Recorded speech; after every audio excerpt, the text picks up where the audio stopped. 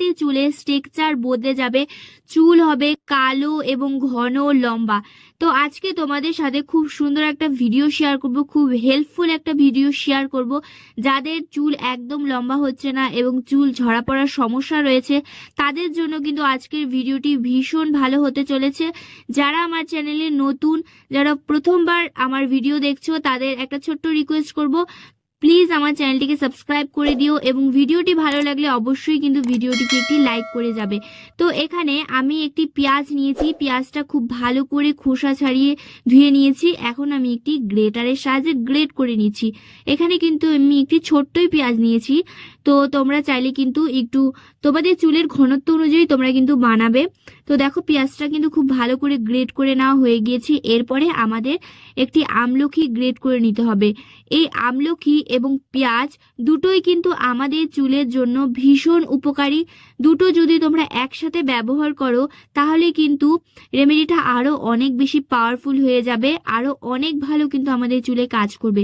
আমরা প্রত্যেকেই জানি আমাদের চুলের জন্য পেঁয়াজ এবং আমলকি খুবই ভালো। আমলা পাউডারও কিন্তু এই আমলকি শুকিয়ে আমরা কিন্তু ব্যবহার করতে পারি। তোমরা যদি আমলকিটা শুকিয়ে রাখতে পারো বা আমলা পাউডার যদি তোমরা কন্টিনিউ ব্যবহার করো, যারা করে থাকো তারা প্রত্যেকেই জানবে যে আমলা কিন্তু আমাদের চুলকে লম্বা করতে খুব ভালো সাহায্য করে।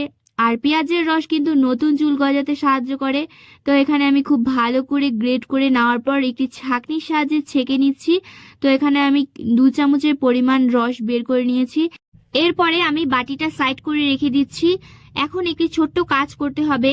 একটি পাত্রে কিন্তু কিছুটা পরিমাণ জল আমি গ্যাসে বসিয়ে দিয়েছিলাম, খুব ভালো করে জলটা ফুটে গিয়েছে। এরপরে আমি মেথির গুঁড়ো দিয়ে দিচ্ছি। তোমরা কিন্তু চাইলে এখানে মেথি দানাও ব্যবহার করতে পারো, আমার কাছে গুঁড়োটা ছিল বলে কিন্তু আমি এখানে গুঁড়োটা দিয়ে দিলাম। তো তোমাদের হাতের কাছে যেটা থাকবে সেটাই তোমরা এখানে দিয়ে দিবে। গুঁড়োটা দিয়ে খুব ভালো করে তোমাদের নাড়িয়ে নিতে হবে যতক্ষণ না পর্যন্ত মেথি দানার সমস্ত গুণাগুণ এই জলটার মধ্যে না চলে আসছে, ততক্ষণ তোমাদের একটু ফুটিয়ে নিতে হবে। এই জলটা আমাদের চুলের জন্য খুব ভালো। এই মেথির জল, মেথি ভিজিয়ে সারা রাত যে জলটা পরের দিন সকালে যে জলটা পাওয়া যায় মেথি ছেঁকে, সেই জলটাও কিন্তু খুব ভালো। আর এইভাবে মেথি ফুটিয়ে তোমরা যদি জলটা ব্যবহার করো, এই জলটাও কিন্তু খুব ভালো। মেথি আমাদের চুলের জন্য খুবই ভালো। এখানে আমি মেথিটা খুব ভালো করে মেথি জলটা ছেঁকে নিয়েছি। এরপরে পেঁয়াজ এবং আমলকির রসটা দিয়ে দিলাম। আর তারপরে আমি এখানে দিয়ে দিচ্ছি একটি ভিটামিন ই ক্যাপসুল। তোমরা চাইলে এখানে 2টো ভিটামিন ই ক্যাপসুলও অ্যাড করে দিতে পারো। আর এই ভিটামিন ই ক্যাপসুলটা অবশ্যই অ্যাড করবে। তারপরে তোমাদের খুব ভালো করে মিক্স করে নিতে হবে আরেকটি বার। এরপরে লাস্ট তোমাদের এখানে আরেকটি জিনিস অ্যাড করতে হবে, সেটা হচ্ছে সর্ষের তেল। তেল দিয়ে খুব ভালো করে মিক্স করে নিতে হবে। তো এটা ব্যবহার কি করে করবে? তো যখন তোমরা শ্যাম্পু করবে তার 2 থেকে 3 ঘন্টা আগে এটা লাগিয়ে রেখে দিতে হবে।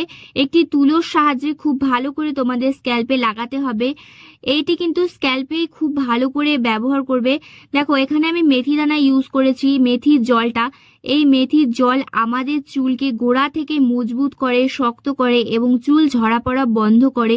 প্রত্যেকটা উপাদানই কিন্তু আমাদের চুলের জন্য খুবই ভালো। তো খুব ভালো করে তোমাদের মিক্স করে নেওয়ার পর তারপর চুলে অ্যাপ্লাই করতে হবে এবং 2 থেকে 3 ঘন্টা রেখে তারপর শ্যাম্পু করে ফেলবে।